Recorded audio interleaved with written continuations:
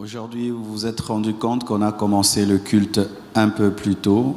Je trouve que ce n'est pas bon qu'on puisse écrire à 7h, à 9h, 9h30, à 11h30, 12h à 14h et on va toujours à 16h, 17h, 16h, 15h. Nous allons faire l'effort vraiment de respecter le temps et de déborder au maximum 30 minutes. C'est pourquoi nous prendrons la parole plus tôt, 15 minutes plus tôt. C'est ce qui a été fait au premier culte et au deuxième culte. Les choristes auront 45 minutes et moi après je chanterai aussi. Parce que quand ils chantent et moi je chante aussi, on est dans 1h30 et c'est comme ça que nous débordons tout le temps. Mais aussi aujourd'hui, nous avons réglé un problème qui commençait à devenir une maladie grave à la Compassion. C'est des gens qui ne vont plus jusqu'à la fin du culte. Mercredi, vendredi, dimanche, il suffit seulement que la parole finisse, ils se tiennent debout et ils sortent en foule, 100 personnes, 200 personnes. Mes frères, c'est un manque de respect total au Seigneur et c'est une manière de faire qui attriste le Saint-Esprit. Désormais, quand je finis la prédication, les protocolaires vont commencer à fermer la porte.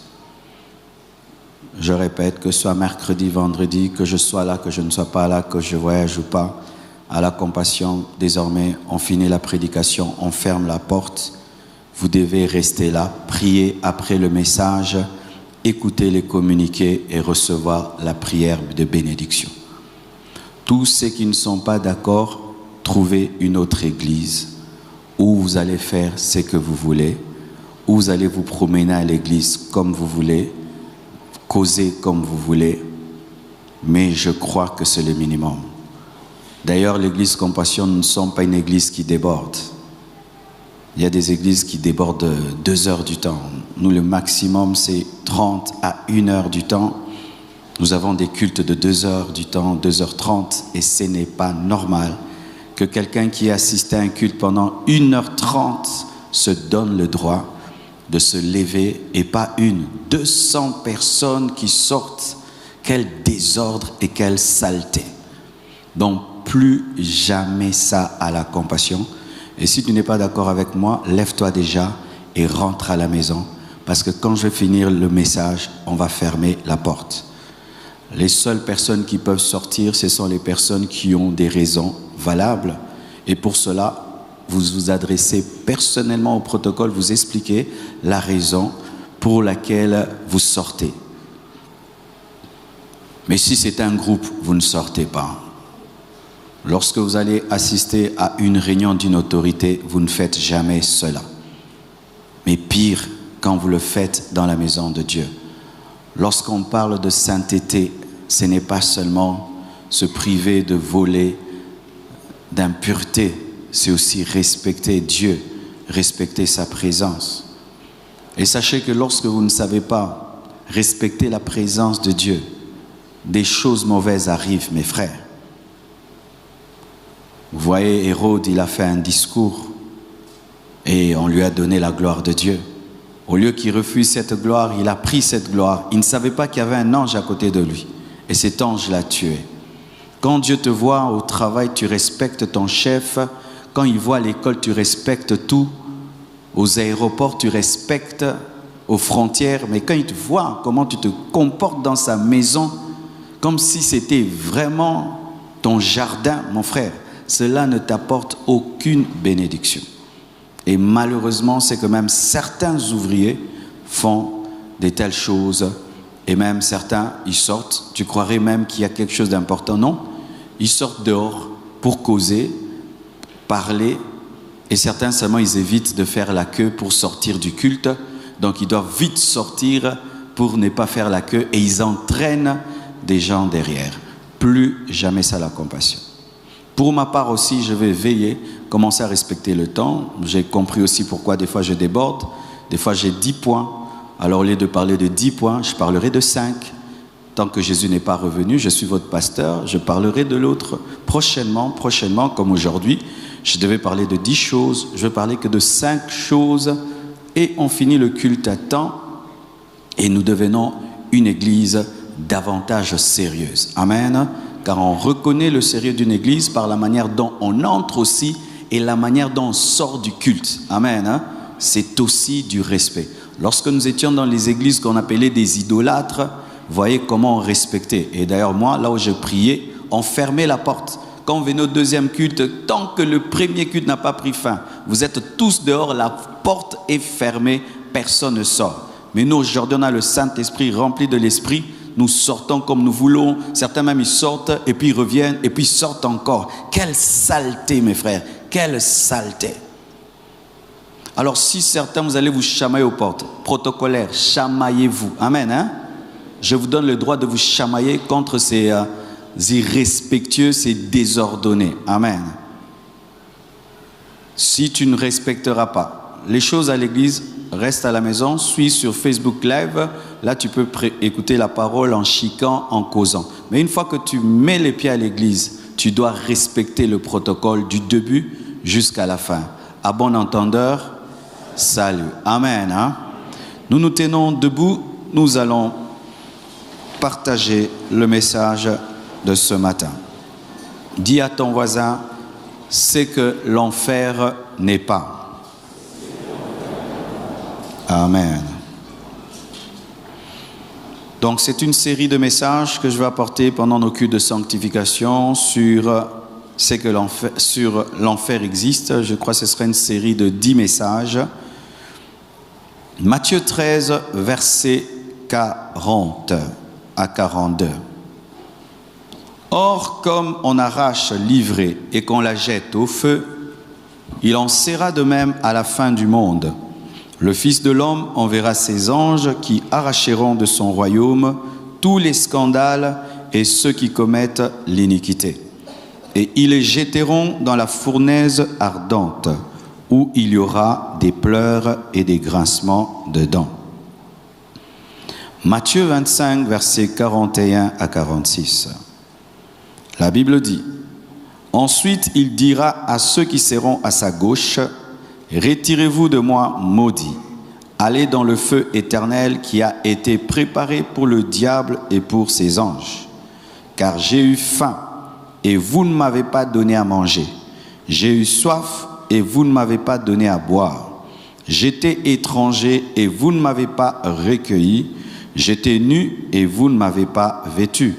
J'étais malade et en prison, et vous ne m'avez pas visité. » Ils répondront aussi, « Seigneur, quand avons-nous vu ayant faim, ou ayant soif, ou étranger ou nu, ou malade, ou en prison, et ne t'avons-nous pas assisté ?» Et il leur répondra, « Je vous le dis en vérité, toutes les fois que vous n'avez pas fait ces choses à l'un de ces plus petits, c'est à moi que vous ne les avez pas faites. Et ceux-ci iront au châtiment éternel, mais les justes à la vie éternelle. » Nous terminons avec Apocalypse 20, versets 10 à 15. Apocalypse 20, versets 10 à 15. La Bible dit, « Et le diable qui les séduisait fut jeté dans les temps de feu et de soufre où sont la bête et le faux prophète. Et ils seront tourmentés jour et nuit au siècle des siècles. Puis je vis un grand trône blanc, et celui qui était assis dessus. La terre et le ciel s'enfuirent devant sa face, et il ne fut plus trouvé de place pour eux. Et je vis les morts, les grands et les petits, qui se tenaient devant le trône. Des livres furent ouverts, et un autre livre fut ouvert, celui qui est le livre de vie. Et les morts furent jugés selon leurs œuvres, d'après ce qui était écrit dans ces livres. La mer rendit les morts qui étaient en elle, la mort et les séjours des morts rendirent les morts qui étaient en eux, et chacun fut jugé selon ses œuvres. Et la mort et le séjour des morts furent jetés dans les temps de feu, c'est la seconde mort, les temps de feu. Quiconque ne fut pas trouvé écrit dans le livre de vie fut jeté dans les temps de feu. Que Dieu bénisse sa parole.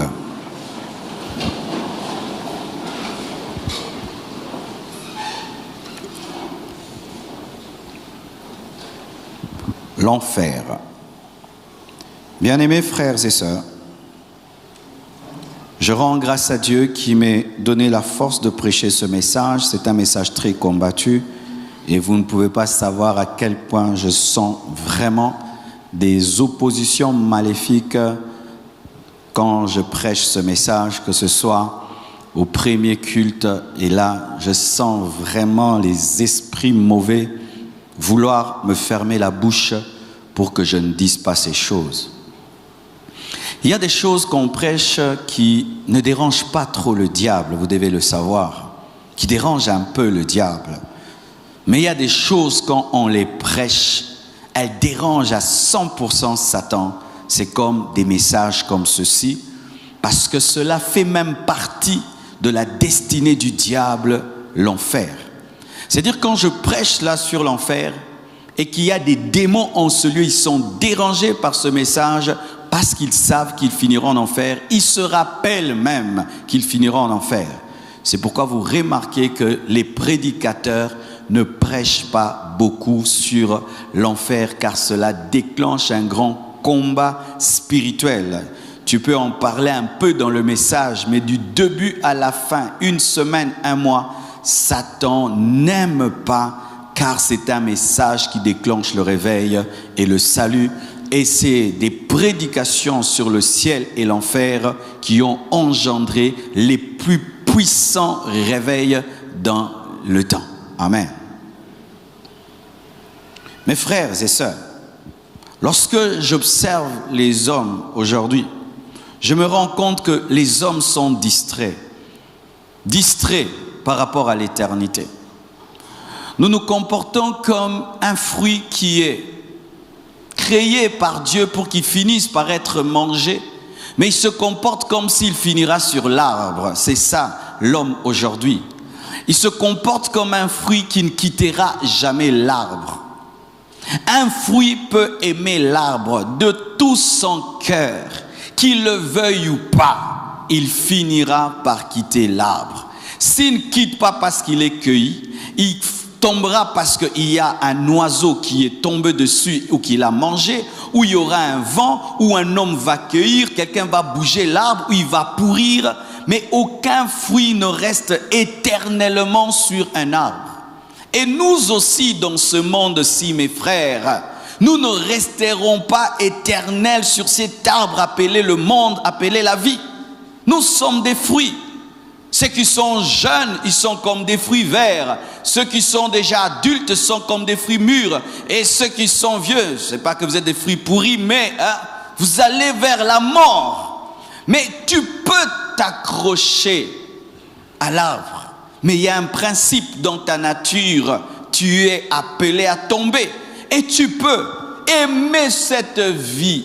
Tu peux te battre pour ne pas mourir. Tu peux tout faire si Jésus tarde. Même si tu manges la meilleure nourriture. Même si tu habites un bunker. Même si tu fais le sport tous les jours. Même si tu veilles sur ton alimentation.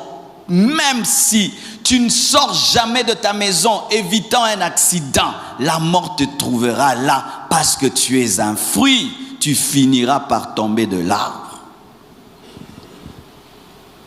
Nous entendons souvent de tels messages dans les deuils, malheureusement pour l'Église. L'Église prêche l'éternité quand quelqu'un meurt. L'Église prêche l'éternité quand il y a un deuil. Mais l'Église ne prêche pas l'éternité aux personnes en bonne santé. Alors que c'est vous qui avez besoin d'entendre ce message, pas un mort. Lorsqu'un homme est mort, il n'entend plus la prédication, mais nous donnons les messages des vivants aux morts, alors que ce sont les vivants qui ont besoin de vivre. La distraction. L'homme est concentré sur la terre. Qu'est-ce que je veux manger? Qu'est-ce que je veux boire? C'est ce qui est arrivé aux hommes du temps de Noé. Alors que les déluges se préparaient, eux pensaient, je vais boire, je vais manger, je vais boire, je vais marier ma fille, je vais me marier, je vais marier ma fille. C'est ce que Jésus-Christ a dit. Lorsque le déluge est venu, les gens mangeaient, buvaient, mariaient, se mariaient, mariaient leurs filles. Et puis le déluge est venu. Au temps de Sodome et Gomorrhe, les gens mangeaient, buvaient, mariaient, se mariaient. Et le feu est tombé sur eux. Une surprise due à la distraction. Il y a plusieurs sortes de distractions. Et toute distraction est mauvaise dans la vie. Si tu es distrait au niveau des études, tu vas échouer. Si tu es distrait quand tu conduis une voiture, tu auras un accident. Si tu es distrait dans les affaires, tu vas rater des grandes opportunités. Mais tu peux toujours te rattraper dans les affaires. Tu peux te rattraper dans les études. Tu peux éviter un accident. Mais quand tu es distrait par rapport à l'éternité, mon frère, si tu es distrait par rapport à l'éternité, ce sera fini. Là, on ne se rattrape pas. Là, il n'y a pas de seconde chance. Là, il n'y a pas de rattrapage. Mais les gens sont distraits. Combien de fois pensez-vous à votre éternité? Et combien de fois vous pensez à l'argent? Combien de fois vous pensez à la bénédiction? Et combien de fois vous pensez à l'éternité? Combien de fois vous pensez à la vie sur cette terre? Et combien de fois vous pensez à vos maisons dans le ciel? Vous remarquerez à quel point nous sommes distraits. Et une distraction mortelle, une distraction tellement nuisible que le message de l'éternité a quitté la bouche des prédicateurs, a quitté les séminaires, a quitté les conventions. Prêcher l'éternité, c'est être un prédicateur basique, c'est un prédicateur qui manque quoi dire, c'est être un prédicateur qui manque de révélation. Alors que Jésus-Christ, prêchant pour la première fois, a dit « Répentez-vous car le royaume des cieux est proche ». Jésus a eu comme premier message « Répentez-vous car le royaume des cieux est proche ». Et quand il est parti, il a annoncé son retour. Jésus a commencé avec l'éternité et il a fini avec l'éternité. Les chrétiens, les païens, tous, nous sommes distraits. Dommage, mes frères et sœurs, que nous puissions même être comme des païens. Le païen ne pense pas au ciel, le chrétien ne pense pas au ciel. Le païen ne croit pas en enfer. Et il y a aussi des chrétiens qui ne croient pas en enfer. Même certains grands hommes de Dieu, théologiens, arrivent à dire que l'enfer est une erreur. L'enfer n'existe pas. Les hommes vivent comme s'ils ne seront pas jugés. Comme si nous n'aurons pas de comptes à rendre. Comme si les choses vont continuer ainsi. Nous nous réveillons, nous dormons, nous nous réveillons, nous dormons. Non, mes frères. Lorsque quelqu'un va à l'école, il va et il revient, il va, il revient. Et puis il y a des examens, il y a des interros. Mais à la fin de l'année, il y a une proclamation. Et on dit, il y a premier de la classe, deuxième de la classe, et il y a le dernier de la classe. Et il y a ceux qui sont refusés. Ça ne continuera pas comme ça, mes frères. Ça ne continuera pas comme ça. Celui qui nous a envoyés sur la terre finira par nous demander des comptes. Celui qui nous a envoyés ici-bas finira par nous demander des comptes. Tu ne t'es pas créé toi-même. Tu ne t'es pas donné le souffle de vie que tu as. Tu n'es pas le produit de toi-même. Il y a quelqu'un qui t'a créé. Il y a quelqu'un qui t'a donné une mission. Et au dernier jour, il te demandera des comptes.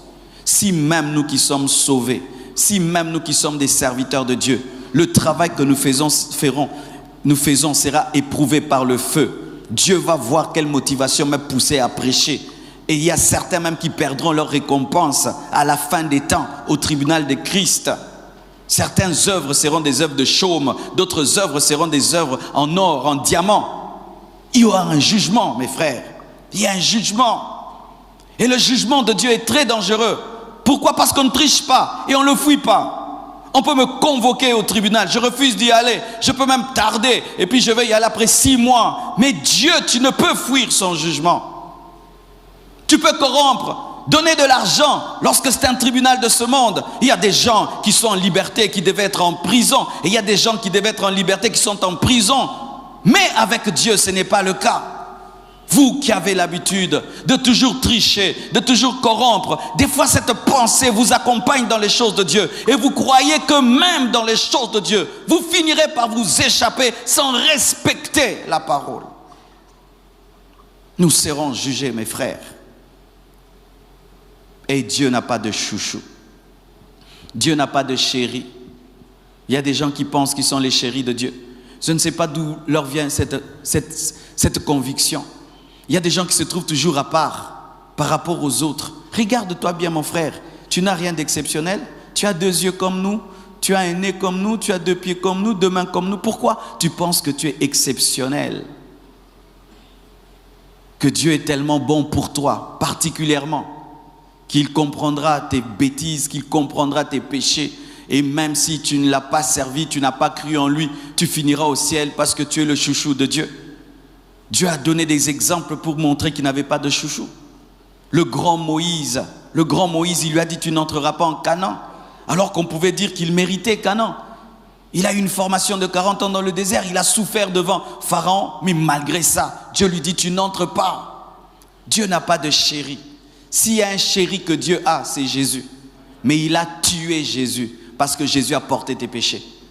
Si un autre meurt pour nos péchés, qu'est-ce qui nous arrivera pour nos propres péchés? Tu n'es pas un chéri de Dieu. Dieu ne m'aime pas plus que toi.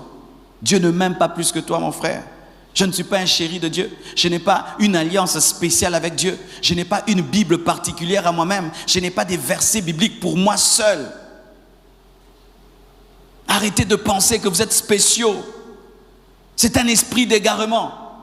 Arrêtez de penser que vous êtes un cas à part. C'est un esprit d'égarement. Qui souvent échoue à l'école? Ce sont les étudiants qui pensent qu'ils sont à part, que tout le monde peut étudier sauf eux. Tout le monde doit aller à l'école sauf eux. Lui, il va rester à la maison, il ne va pas étudier, il va réussir. Et après, il est étonné, il est refusé. Et c'est ça aussi, les hommes qui pensent qu'ils sont spéciaux. J'ai entendu plusieurs fois où j'ai prêché aux gens en leur disant, fais attention, tu iras en enfer. Il dit, mais moi je sens que Dieu m'aime beaucoup. Oui, Dieu t'aime beaucoup. C'est vrai, Dieu t'aime beaucoup. Vous pensez que quand Dieu a créé Lucifer, il n'aimait pas Lucifer? Vous pensez que quand Dieu a créé les anges qui sont devenus des démons, Dieu ne les aimait pas? Dieu les aimait. Vous pensez que Dieu n'aimait pas les hommes qui sont morts au temps de Noé? Dieu les aimait. Pourquoi tu penses que parce que tu te sens spécial, que tu es spécial et que tu as des versets spéciaux et tu as une croix de Jésus à toi-même? Tu rendras des comptes, mon frère. Même si tu ne veux pas, tu rendras des comptes. Tu rendras des comptes au dernier jour. De tes paroles, de tes pensées, tes actions, la vie que tu mènes, tu rendras des comptes. Il y a une caméra qui accompagne ta vie partout où tu vas, l'œil de Dieu. L'œil de Dieu te suit partout.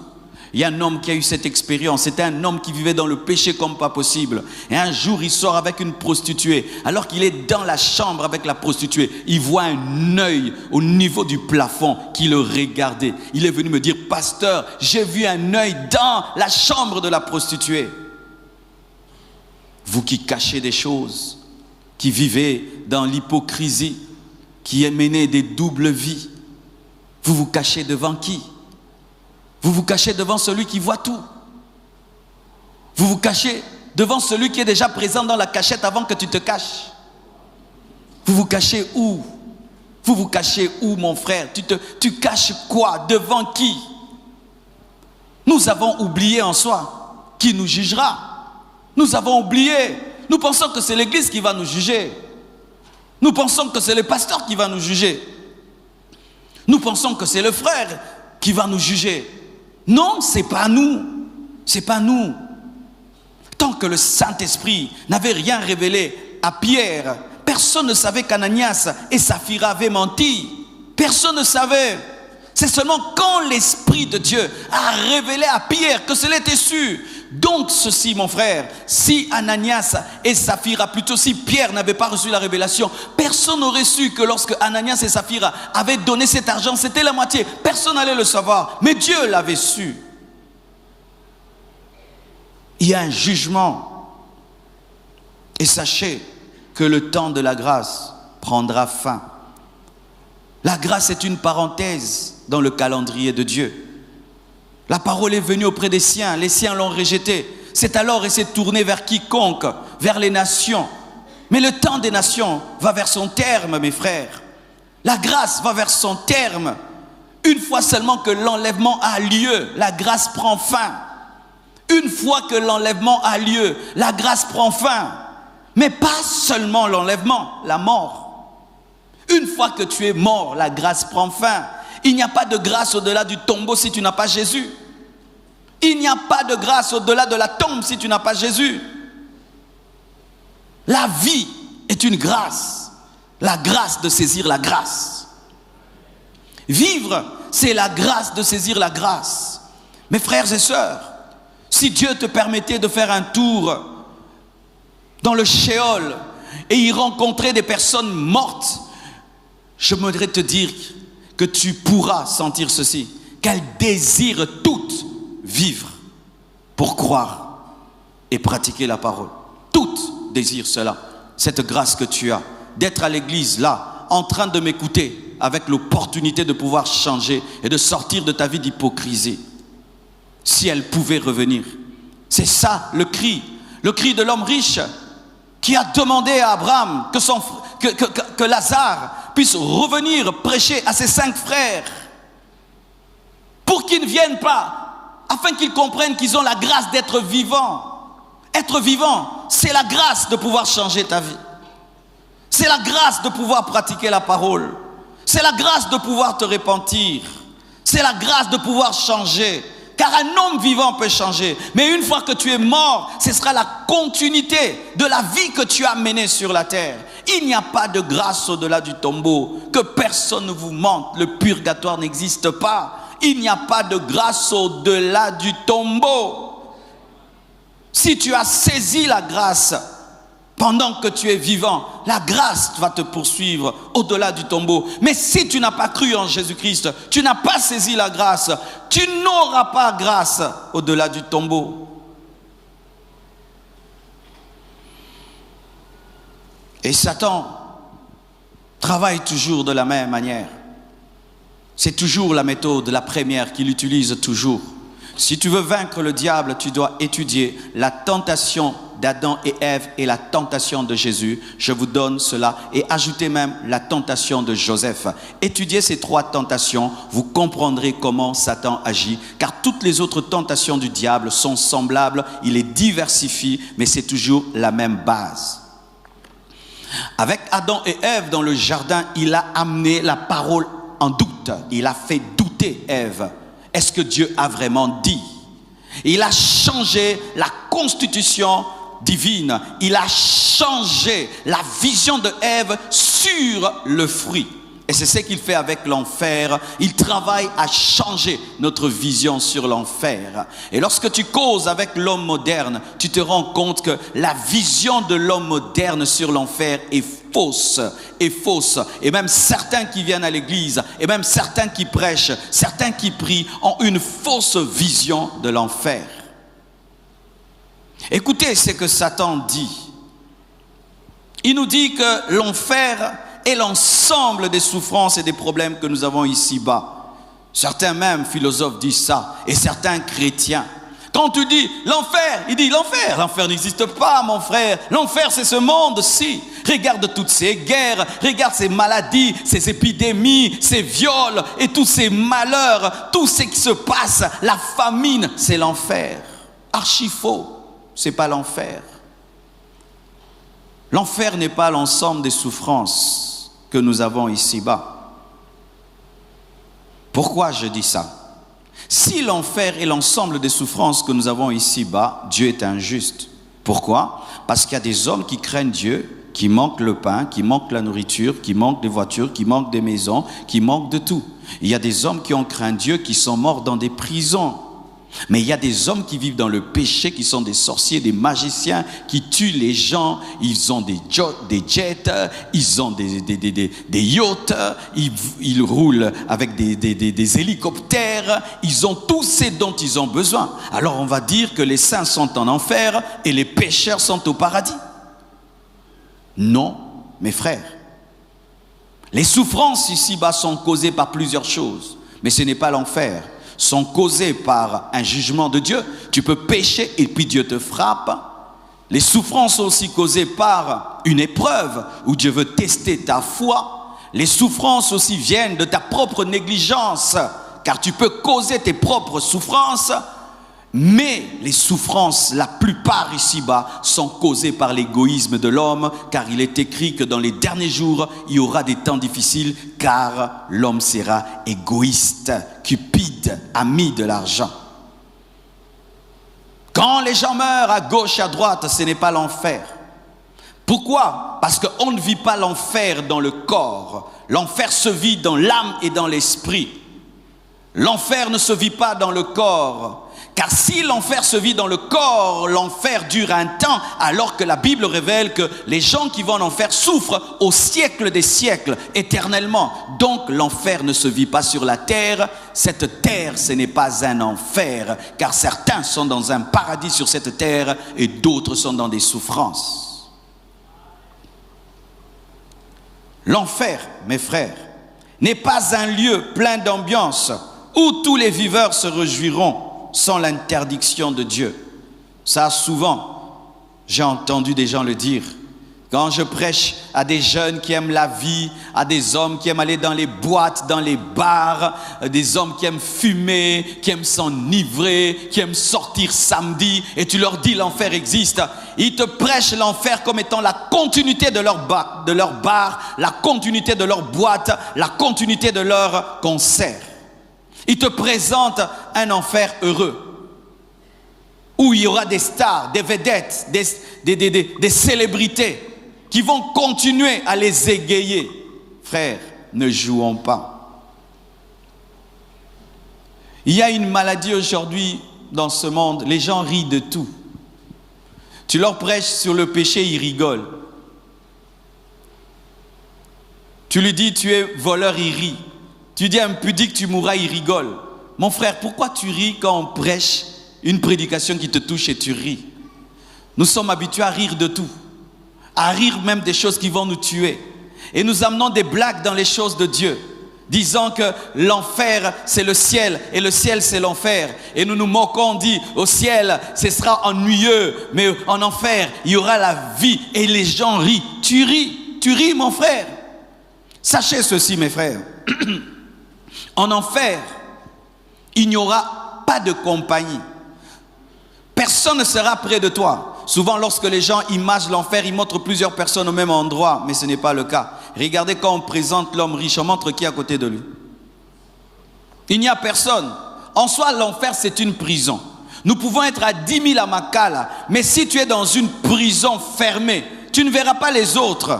Et en enfer, ce n'est pas que quelqu'un viendra te tenir compagnie pour te dire nous souffrons ensemble, tiens bon. Personne. La solitude la plus profonde sera vécue par les hommes. Et une révélation m'a été donnée. S'il y aura une compagnie que vous aurez en enfer, c'est la mort. Car la Bible dit que la mort sera jetée en enfer. La mort sera jetée en enfer. Tu sentiras la mort en permanence. Tu vois comment tu as peur de la mort. La mort sera le parfum de l'enfer.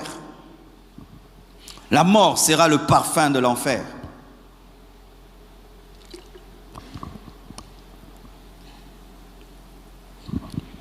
Et on dit, non, moi je préfère aller en enfer. Parce que là-bas, les gens s'amusent. Les gens blaguent. Les gens aiment écouter la parole en blaguant. Ils aiment les prédications, le côté où ça fait rire. C'est devenu la maladie actuelle. Je remarque même pour vous qui coupez mes prédications. J'aimerais un peu vous poser la question, vous tous qui coupez mes prédications et les balancez sur le net. Pourquoi vous ne prenez que les partout je parle du mariage et des fiançailles? Est-ce que moi je ne prêche que le mariage et les fiançailles? Vous voulez faire de moi maintenant un prédicateur des mariages et des fiançailles? Moi je ne prêche pas que ça, mais c'est seulement ce que vous mettez sur internet. Tu vas épouser une bonne femme, tu vas épouser une bonne femme. Moi je prêche que ça. Coupez aussi cette prédication d'aujourd'hui, mettez-la sur internet. Ça vous n'allez pas mettre.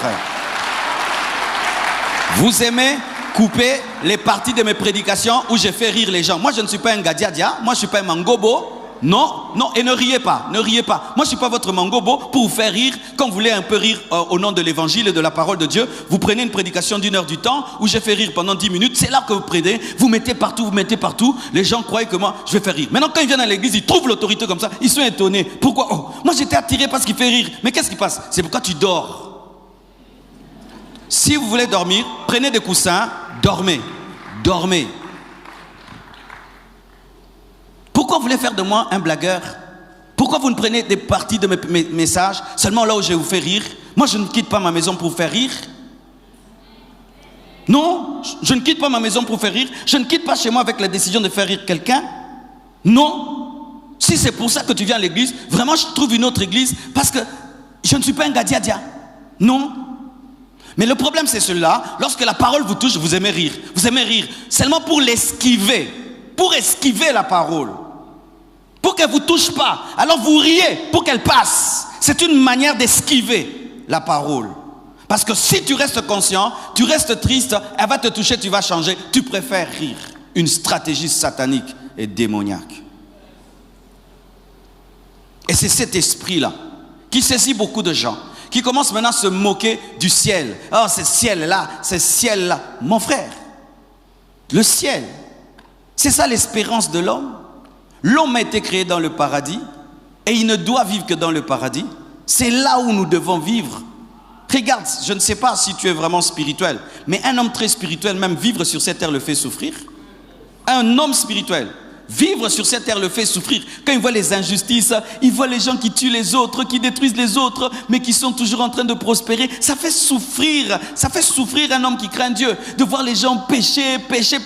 La Bible nous dit, à cause du péché de Sodome et Gomorrhe, l'autre avait mal à cause du péché des autres, mais il avait mal. Et lorsque même Paul parle, il dit, il préfère mourir, mais pour l'église, il préfère rester. Mais s'il doit choisir, il veut partir. Jésus même a dit, jusqu'à quand vous supporterai-je?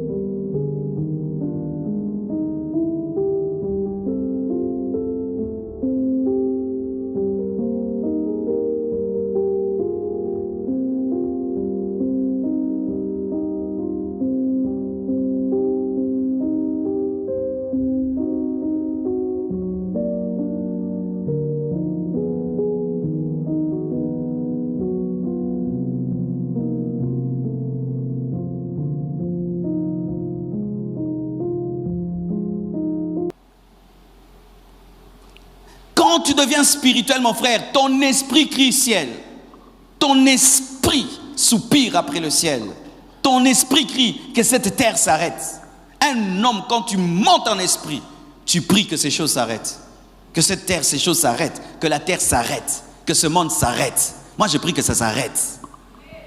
Moi, je prie que ça s'arrête. Toi, tu aimes cette terre? Moi, je prie que ça s'arrête.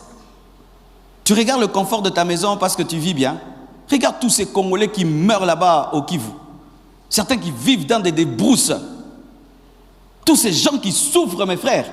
Tu es déjà parti à l'hôpital et tu vois les gens. Mais tu dis, mais c'est pas vrai. Des gens qui ont des fers partout dans le corps. Si on n'atteint pas ce niveau-là, on n'est pas chrétien. On a raté la conversion, on est dans autre chose, comme les pharisiens et les sadducéens. Ils étaient dans la parole, mais dans la fausse parole, et ils pensaient qu'ils étaient avec Dieu. Quand la vérité est venue, la vérité les a condamnés. L'enfer n'est pas un lieu plein d'ambiance, mes frères, mais c'est un lieu de pleurs et de grincements de dents. Les gens sont rongés par les vers éternellement, et les vers continuent à les ronger sans mourir. Les gens sont brûlés par un feu qui ne finit pas. Et des gens qui ont fait l'expérience de la mort et qui sont revenus à la vie et qui ont connu le couloir de l'enfer. J'expliquerai toutes ces choses, couloir de l'enfer et tout ça, avec le temps dans les autres enseignements. Il dit ceci, que quand quelqu'un meurt, sa conscience est multipliée. Sa sensibilité est multipliée. Et la sensibilité à la douleur augmente. La sensibilité à la tristesse augmente davantage. C'est ça qui est en enfer. Il n'y a aucune joie. Même quand on dit que non, le diable va maltraiter les gens. Non.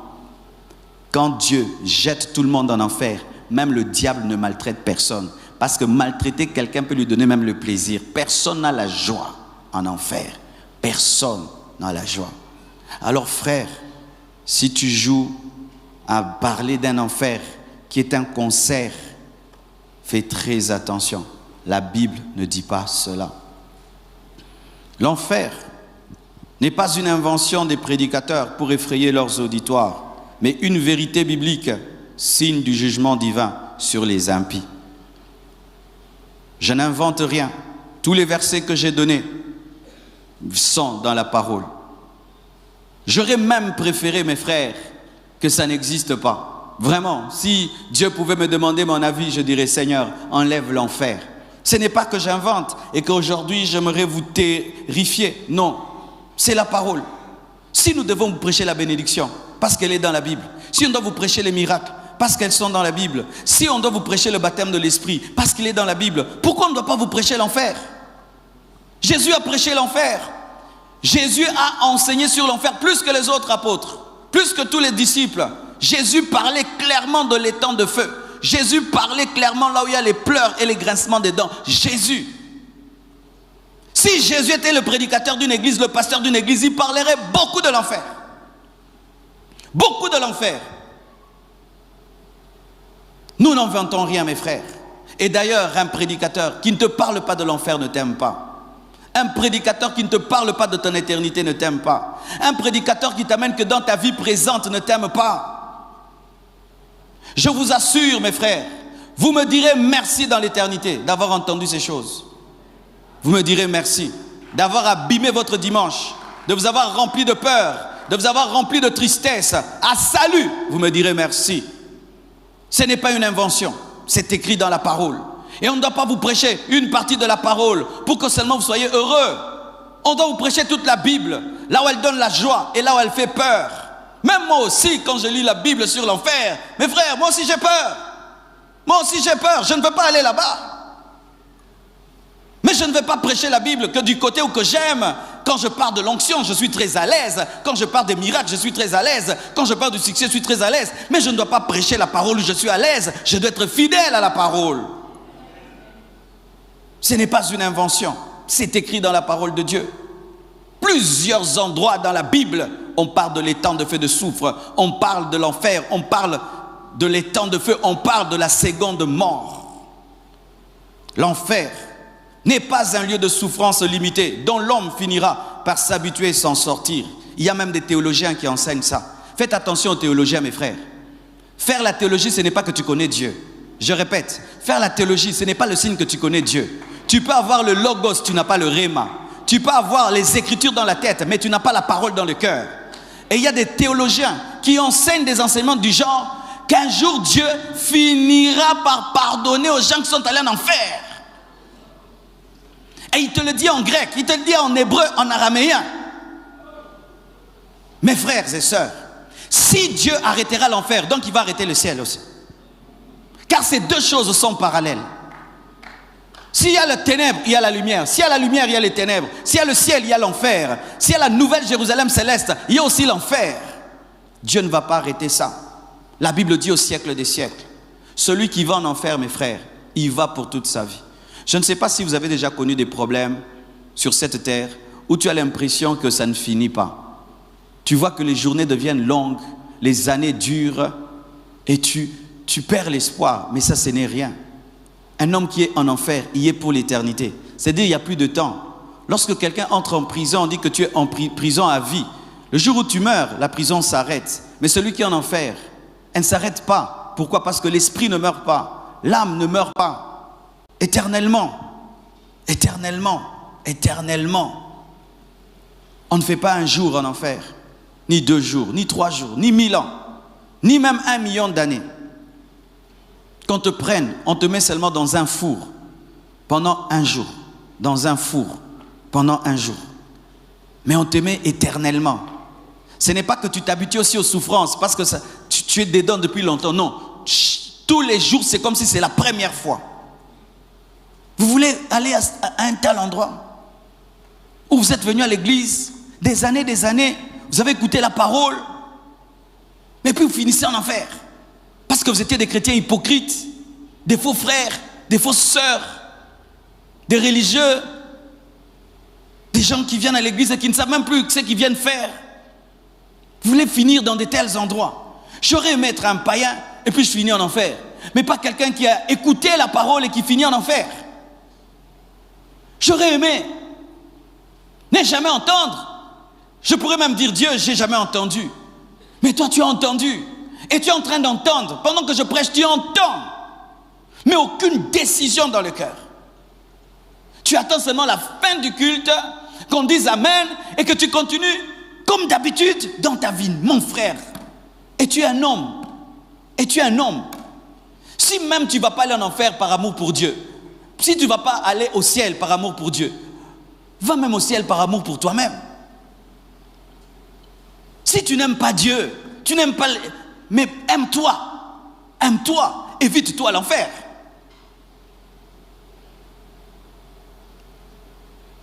Comment peux-tu écouter mois après mois, jour après jour, dimanche après dimanche? Tu connais même, mais tu mènes une vie en contradiction avec la parole que tu connais. Ça sert à quoi, mes frères? Ce n'est pas un lieu de souffrance éternelle, plutôt limité, mais c'est un lieu de souffrance éternelle. L'homme n'en sort jamais. Une fois que Dieu te met en enfer, c'est fini. C'est fini, tu deviens comme le diable. Le diable est condamné à l'enfer et jamais plus ce jugement ne peut être enlevé. Et un homme qui meurt sans Christ devient comme un démon. Son jugement ne peut être enlevé. Il peut pleurer, il peut crier. Jamais Dieu ne le pardonnera. Jamais de jamais. C'est ce que la parole de Dieu dit au siècle des siècles. L'enfer n'est pas une réalité qui contredit la nature de Dieu. Il y a une secte qui enseigne cela. Ils disent que Dieu est bon, il ne peut envoyer sa créature en enfer. Ils disent comment Dieu peut envoyer ses enfants en enfer. Les gens qui prêchent l'enfer ne connaissent pas Dieu. Dieu est amour. Oui, Dieu est amour. Mais Dieu n'est pas seulement amour. Dieu est aussi saint. Dieu est aussi juste. La justice de Dieu envoie en enfer. L'amour de Dieu envoie au ciel. Si tu ne connais pas Dieu dans sa totalité, tu auras un sérieux problème. C'était encore ça le problème des pharisiens. Ils ne connaissaient que le Dieu de la loi. Lorsque le Dieu de la grâce est venu, ils ont été balayés par la grâce. Et lorsque tu ne connais que l'amour de Dieu, tu ne connais pas sa justice, la justice de Dieu te frappera. Dieu t'aime, oui c'est vrai, mais Dieu est saint. Dieu est saint. L'amour de Dieu a envoyé Jésus-Christ sur la terre. Mais la justice de Dieu punira tous ceux qui n'ont pas cru en lui. L'amour de Dieu a accepté que Christ meure à la place de l'homme. Mais la justice de Dieu frappera tous ceux qui n'ont pas cru en sa mort. Et même, sachez, l'amour de Dieu a donné Jésus. Mais la justice de Dieu a tué aussi Jésus. Parce qu'il s'est fait pécher. Et la justice de Dieu devait le frapper. Dieu est amour. Mais Dieu est aussi saint. Dieu est aussi juste. Comment allez-vous expliquer alors le déluge? Le Dieu d'amour a tué le monde entier, sauf une seule famille, la famille de Noé, le Dieu de la Bible, mes frères. Le Dieu de la Bible, on ne va pas prendre une partie de la Bible. Dieu a tué le monde entier. Et il n'a laissé qu'une seule famille. Au temps de Sodome et Gomorrhe, il a tué toute une ville. Il n'a sauvé qu'une seule famille. Dans le désert, il a massacré son peuple lorsqu'il est tombé dans l'idolâtrie. La plupart de ceux qui sont sortis de l'Égypte ne sont pas entrés en Canaan à cause de l'incrédulité. Si ce n'est Josué et Caleb, c'est le Dieu de la Bible. Le Dieu de la Bible a dit à Moïse, tu n'entres pas. Le Dieu de la Bible. Dieu n'est pas doudou. Dieu n'est pas un vieillard. Dieu n'est pas un grand-père. Lorsque tu iras au ciel, tu ne trouveras pas un vieillard. Vous qui pensez que c'est un vieillard fatigué. C'est cette image-là que le diable nous donne de Dieu. Pourquoi? Pour qu'on finisse comme lui en enfer. Alors que lui, il sait qu'on ne joue pas avec Dieu. Lucifer a joué une fois seulement avec Dieu. Une fois seulement il a joué. Il a été banni pour l'éternité. Avec toute la foule qu'il a suivie. Si vous ne savez pas, mes frères, ce sont des milliards d'anges qui ont suivi Lucifer. Il y a des milliards de démons. Malgré qu'ils étaient nombreux, Dieu les a tous bannis. Mais il les avait tous créés, mes frères. Et certains disent, mais tous ces hommes qui croient dans des fausses doctrines, tous ces hommes qui croient, donc tous sont perdus. Oui, mes frères, ils sont perdus. Le paradis ne devient pas paradis quand il est rempli. Dieu ne souffre pas de blessures intérieures et de solitude.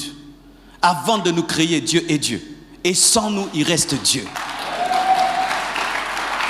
Quand Dieu n'avait qu'un seul fils, il était Dieu. Jésus lui suffisait. Jésus suffisait à Dieu. La Bible dit qu'il faisait son bonheur. Jésus, un seul fils. Souvent nous pensons que nous pouvons faire des chantages à Dieu. Car moi si j'abandonne, Dieu se sentira seul. Frère, il a Paul, il a Pierre, il a Matthieu, il a David, il a Abraham. C'est toi qui as besoin de Dieu. Dieu peut se passer de toi, mais toi tu ne peux pas te passer de lui. L'air peut se passer de toi, mais toi tu ne peux pas te passer de l'air. Si tu cesses de respirer, l'air est l'air. C'est toi qui as besoin d'air. L'air n'a pas besoin de toi. C'est toi qui as besoin de Dieu. Mes frères et sœurs, réfléchissez, méditez. Vous qui ne présentez qu'un Dieu d'amour, un Dieu de bonté, faites très attention. Cet esprit-là qui t'enseigne n'est pas de Dieu. Et quand vous présentez toutes les calamités qu'il y a sur la terre pour justifier même l'absence de Dieu, ce n'est pas l'esprit de Dieu. Un jour, un homme est allé dans un salon de coiffure.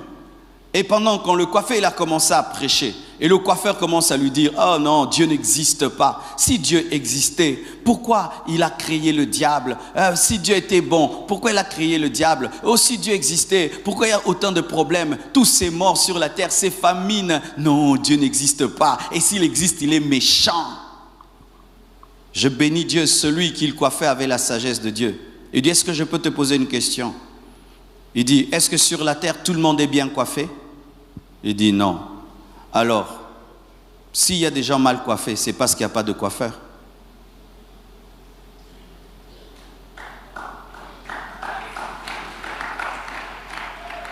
Ces gens qui sont là en raste avec des cheveux bizarres prouvent qu'il n'y a pas de coiffeur. Il dit, non, ils ne sont jamais entrés dans mon salon. La même chose. Il y a la souffrance sur la terre parce que les hommes ne sont pas allés vers Dieu. Si nous allons vers Dieu, nous aurons une bonne politique, une bonne économie. Nous allons partager. Il n'y aura pas de famine, il n'y aura pas de souffrance.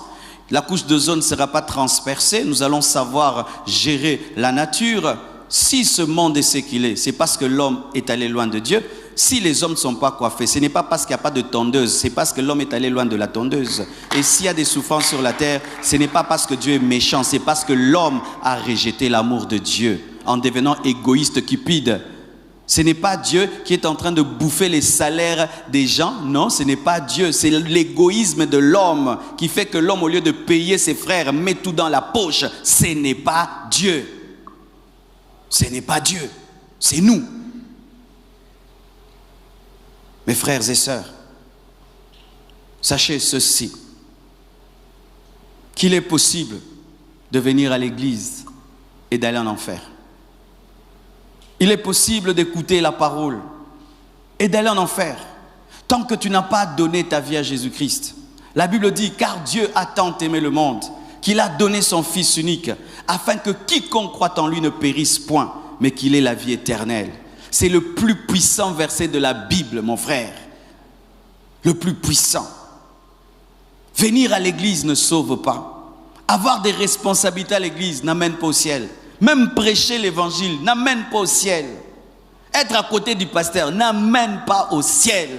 C'est croire en Jésus, pratiquer la parole jusqu'à ta mort qui amène au ciel. Sans cela, tu es un religieux. Tu es un adepte de l'église, tu es un membre de l'église, mais tu n'es pas membre du corps du Christ. Alors qu'il est encore temps, quittez cette religiosité, quittez cette vie où vous vous approchez de la parole sans la recevoir dans vos cœurs. Sortez de là, alors qu'il est encore temps.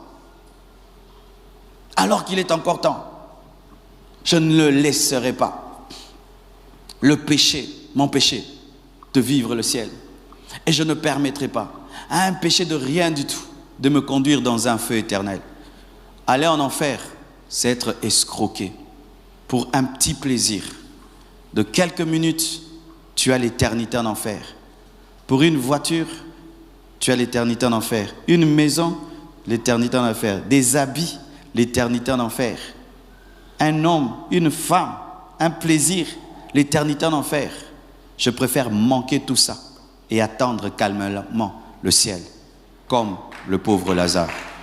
Que Dieu vous bénisse abondamment.